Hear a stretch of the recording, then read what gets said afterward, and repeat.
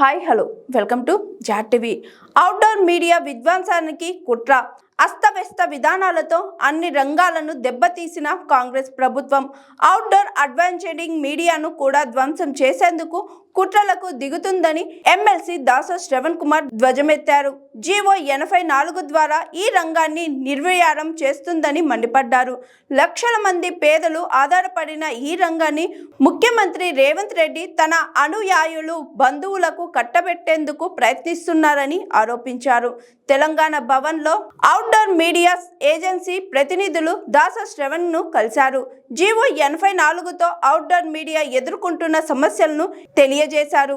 ఈరోజు Telangana outdoor media owners association, దీని short ఫామ్లో టోమో కూడా అంటారు,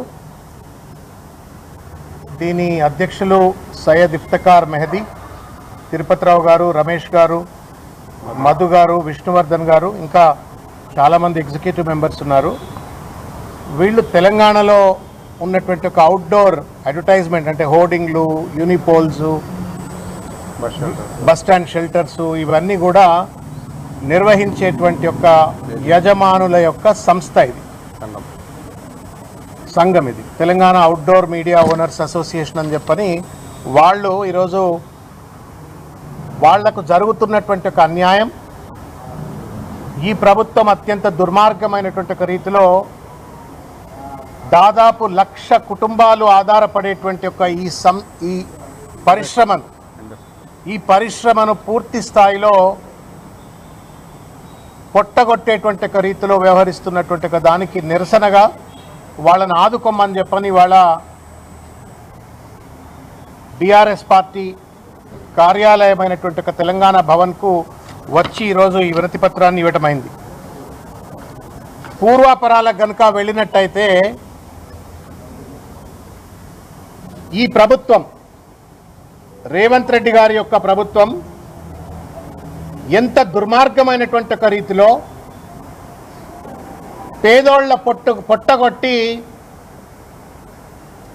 తన చుట్టూ ఉండేటువంటి ఒక బంధుమిత్రులకు, మాఫియాకు ఈరోజు మొత్తం 100 కోట్ల విలువ చేస్తున్నటువంటి ఒక అడ్వర్టైజ్మెంట్ ఇండస్ట్రీని అంతా కూడా ఇవాళ కబ్జా చేసే విధంగా ఒక దొంగ జీవోని, ఇవాళ జీవో 84 అని చెప్పని ఒక దొంగ జీవోను, ఈ జీవో ద్వారా దాదాపు 1,00,000 కుటుంబాల యొక్క జీవన ఉపాధిని సాడిస్ట్ మనస్తత్వంతో రేవంత్ రెడ్డి గారి ప్రభుత్వం విచ్ఛిన్నం చేస్తున్నటువంటి ఒక పరిస్థితి.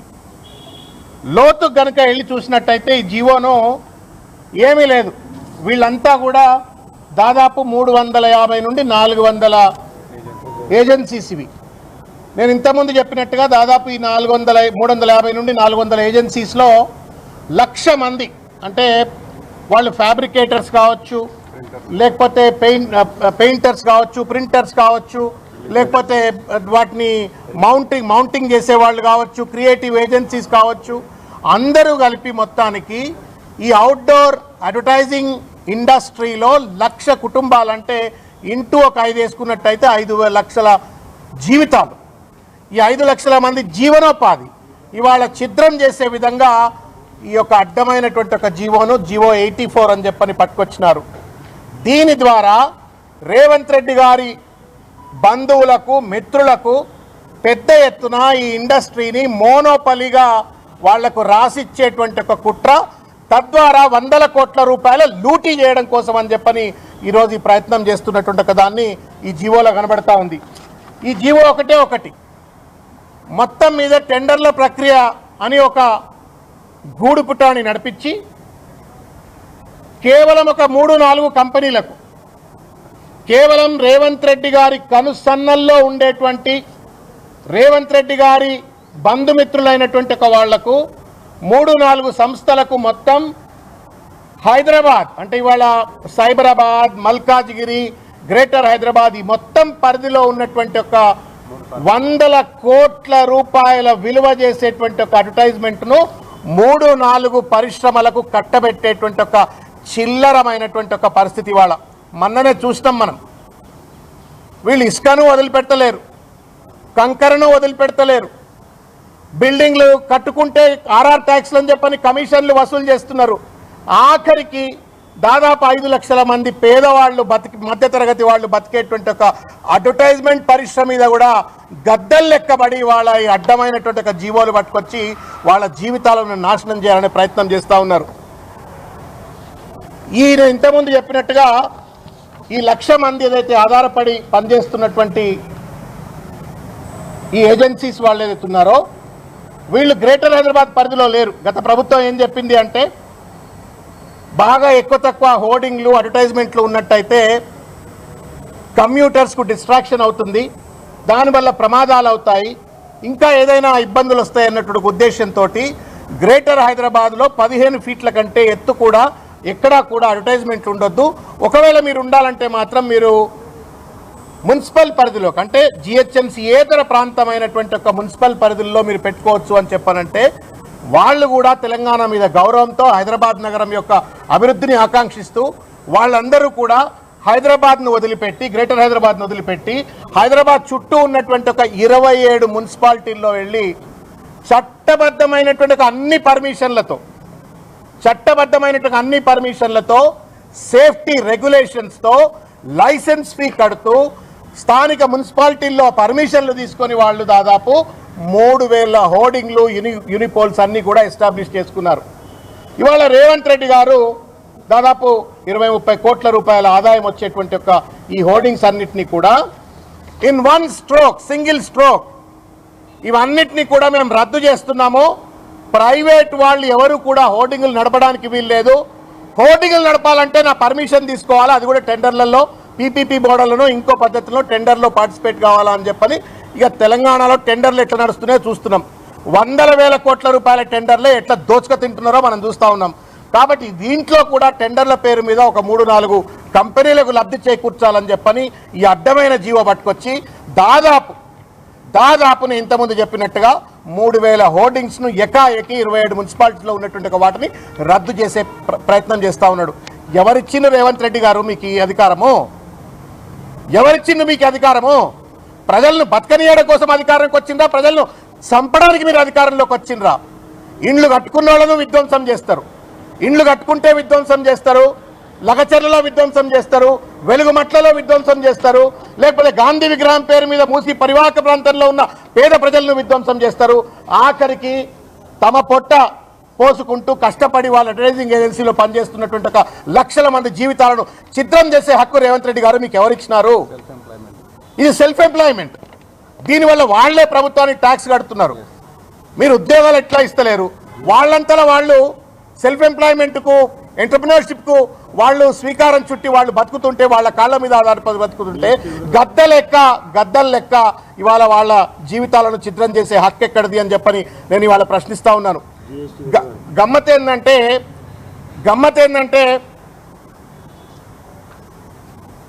ఈ మధ్య కాలంలోనే 18 ఫిబ్రవరి 2026 దాంట్లో వచ్చినటువంటి ఒక ఆర్డర్ ప్రకారం హైకోర్టులో ఒక ఆర్డర్ వచ్చింది. ఇగో ఇది హైకోర్టు ఆర్డర్. ఇది వీళ్ళందరూ హైకోర్టుకి వెళ్ళి ఈ రకమైనటువంటి ఒక దొడ్డిదారిలో అడ్డమైన జీవోలు పట్టుకొచ్చి మా జీవితాలను ఛిద్రం చేస్తున్నారు అని చెప్పని హైకోర్టుకి వెళ్తే the high court for the state of Telangana at Hyderabad honourable justice Shravan Kumar గారు వారి కోర్టు ఇచ్చినట్టు ఒక తీర్పులో చాలా స్పష్టంగా ఏ రకమైనటువంటి ఒక తప్పుడు జీవోలు కానీ తప్పుడు నిర్ణయాలు కానీ మీరు తీసుకోకూడదు. ఒకవేళ మీరు ఏ నిర్ణయం తీసుకోవాలన్నా కానీ వీళ్ళ యొక్క మనోగతాన్ని, వీళ్ళ అభిమతాన్ని, వీళ్ళ అభిప్రాయాన్ని పరిగణలోకి తీసుకునేందుకోసం అని చెప్పని వీళ్ళతో చర్చలు జరపాలా, వీళ్ళ అభిప్రాయాల సేకరణ చేసిన తర్వాత మాత్రమే జీవోలు పట్టుకురావాలా అని చెప్పని స్పష్టమైనటువంటి ఒక హైకోర్టు ఆర్డర్ ఇచ్చినప్పటికీ కూడా వాటిని బేఖాతరు చేస్తూ ఇవాళ ఈ దొంగ జీవోను, ఒక మాఫియా జీవో 84ను పట్టుకొచ్చి ఇవాళ వీళ్ళ జీవితాలను చిత్రం చేసే ప్రయత్నం చేస్తూ ఉన్నారు. ఆఖరికి హైకోర్టు తీర్పులంటే కూడా గౌరవం లేదా అని చెప్పని ఇవాళ మేము ప్రశ్నిస్తూ ఉన్నాం. హైకోర్టు తీర్పులంటే కూడా గౌరవం లేకుండా ఇంత దుర్మార్గానికి పాల్పడతా ఉంటే ఇది ఏం ప్రభుత్వము? ఇది ఎక్కడ జై సంవిధానం అవుతుందని చెప్పని మేము ప్రశ్నిస్తూ ఉన్నాం. ఇంకొక విషయం, మీడియా మిత్రులు కావచ్చు, తెలంగాణ హైదరాబాద్ ప్రజలు ముఖ్యంగా, ఎందుకంటే ఈ కేబీఆర్ పార్క్ చుట్టూ ఉండేటువంటి ఒక వాళ్ళకు దయచేసి ఇది కొంత లోతుగా ఆలోచించాలని చెప్పి నేను విషయాన్ని చెప్తా ఉన్నాను. ఇప్పుడు కనుక మీరు గ్రేటర్ హైదరాబాద్ మన కేబీఆర్ పార్క్ కనుక చుట్టూ పోయినట్టయితే ఎక్కడ చూసినా ఎల్ఈడి పార్కులు కనబడతాయి, ఎల్ఈడి బోర్డ్స్ కనబడతాయి. మల్టీలేయర్ పార్కింగ్లని పెట్టిండ్రు. సరే, మల్టీలేయర్ పార్కింగ్లు ఒకవేళ పొద్దుగాల పూట సాయంకాలం పూట చాలామంది వాక్ చేసే వాళ్ళు వస్తారు కాబట్టి పార్కింగ్ స్థలం ఉండట్లేదు, ట్రాఫిక్ ఇబ్బంది అవుతుంది కాబట్టి ఒకవేళ మల్టీలేయర్ పార్కింగ్ పెట్టుకుంటే పెట్టుకున్నారు కాక ఆ నెపంతో పెద్ద పెద్ద ఎల్ఈడి బోర్డులు పెట్టి దాదాపు కేబీఆర్ పార్క్ చుట్టే ఫుట్ ఓవర్ బ్రిడ్జెస్ ఏదైతే ఎల్వి ప్రసాద్ దగ్గర, తర్వాత ఈ స్టూడియో ఒకటి ఉంది కదా టైమ్స్ ఆఫ్ ఇండియా దగ్గర, తర్వాత కేబీఆర్ పార్క్ చుట్టూ ఉన్నటువంటి ఒక ప్రాంతంలో ఎల్ఈడి బోర్డులు ఫుట్ ఓవర్ బ్రిడ్జెస్ పెట్టి 100 కోట్ల రూపాయల లూటీ చేస్తూ ఉన్నారు. 100 కోట్ల రూపాయల లూటీ. గమ్మతేంది అంటే మీరు చాలా లోతుగా కనుక చూసినట్టయితే ఈ జీవోలో పెట్టండి, జీవో నెంబర్ 84లో సెక్షన్ 5 రిస్ట్రిక్షన్ అండ్ ఎగ్జంప్షన్స్ అని చెప్పని ఒక సెక్షన్ 5 ఉంటుంది. ఇది వాళ్ళు పెట్టుకున్న రూలే. రూల్లో ఏముంటుందంటే no advertisement shall be permitted in front of inside compound on the walls of any notified buildings of archaeological, architectural, aesthetic, historical or heritage importance, statute, minarets, pillars of heritage importance, painting, advertisements on tree barks, other fauna, parks, gardens, water bodies, nalas, sikkim land, rocks, వీటన్నిట్ల తర్వాత religious ప్లేసెస్లో కూడా అడ్వర్టైజ్మెంట్లు ఉండడానికి వీల్లేదని చెప్పని GO number 84లో section 5లో స్పష్టంగా పొందుపరిచిండ్రు. ఇప్పటి వరకు కూడా కేబీఆర్ పార్క్ దగ్గర గంత పెద్ద పెద్ద ఎల్ఈడీలు ఉన్నాయి. ఎందుకు దాన్ని కూల్చలేదు? When a GO comes into force government is expected to implement that GO. లేకపోతే జీవో ఎందుకు పట్టుకొచ్చినావు? మోసం చేయడానికి పట్టుకొచ్చినావు. ఈ జీవో పట్టుకొచ్చిన తర్వాత ఆ ఎల్ఈడి బోర్డులు అట్లా ఎందుకు ఉంటాయి? అసలు ఎల్ఈడి బోర్డులు పెట్టడమే తప్పు అని చెప్పని హైకోర్టు చెప్తా ఉంది. 2007లో హైకోర్టు ఒక తీర్పు ఇచ్చింది. ఇక్కడ judgement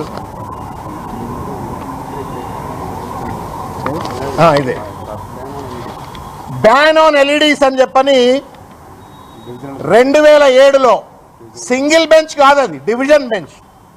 high court chief justice GS Singhvi, honourable justice Shri V Nagarjuna Reddy గారు అని చెప్పని డివిజన్ బెంచ్ ఇచ్చినటువంటి ఒక జడ్జిమెంట్లో స్పష్టంగా ఏం చెప్తారు అంటే, నేను లాస్ట్ 2 లైన్లు మీకు చదివి వినిపిస్తా. తెలంగాణ సమాజం, ఈ రాష్ట్రంలో కోర్టులు అంటే గౌరవం లేదు, ప్రజలంటే గౌరవం లేదు, చట్టం అంటే గౌరవం లేదు, లూటీ అంటే మాత్రమే ఇవాళ ముందుండి ఇవాళ గద్దల్ లెక్క ఇవాళ పాలక వర్గాలు ఎంత దుర్మార్గానికి పాల్పడతా ఉన్నారు, రాజ్యాంగాన్ని చట్టాన్ని ఎట్లా హననం చేస్తుందనడానికి ఇది ఒక నిదర్శనం. When there is a clear cut court order in 2007, ఏ దమ్ము ధైర్యంతో ఎల్ఈడి పెట్టించినావు రేవంత్ రెడ్డి? నువ్వు రోజు పొద్దున్న లేస్తట్ట పోతూనే ఉన్నావు కదా నీ ఇంటికి, పెద్దమ్మ గుడికి పోవటానికి రావడానికి రోజు 10 సార్లు పోతున్నావు. కళ్ళకు కనబడతలేవా ఎల్ఈడి? ఎట్లా ఎల్ఈడీలు పెట్టిస్తావు నువ్వు?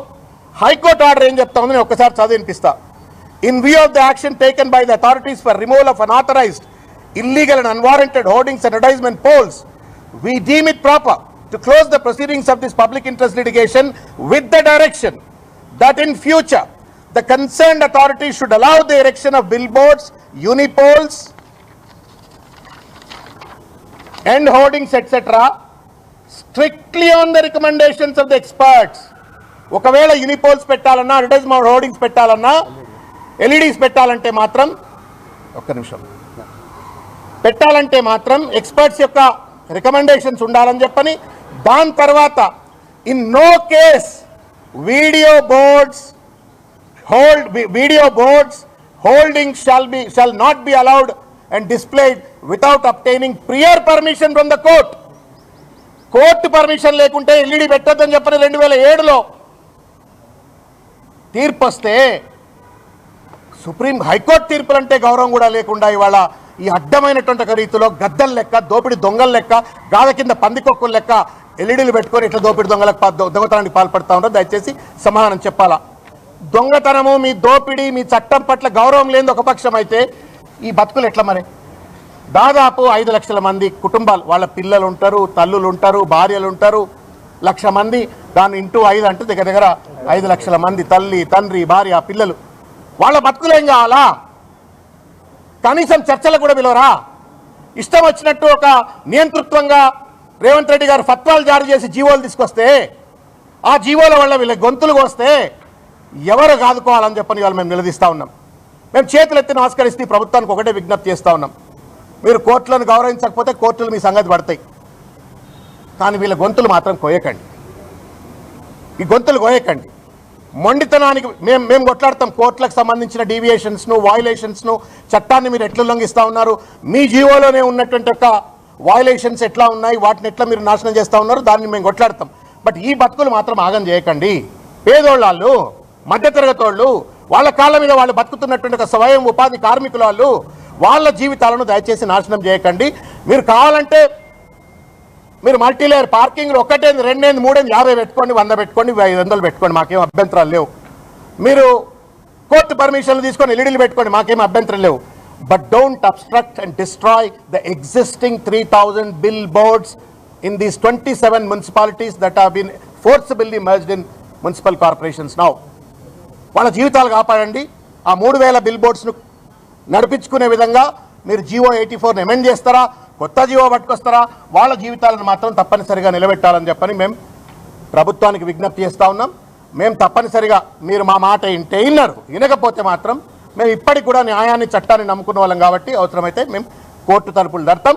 మీ మోసాన్ని ఇలా కేబీఆర్ పార్క్, ఇంకొక ముఖ్యమైన విషయం మీడియా సోదరులు దయచేసి వినాలని చెప్పి కోరుతున్నా.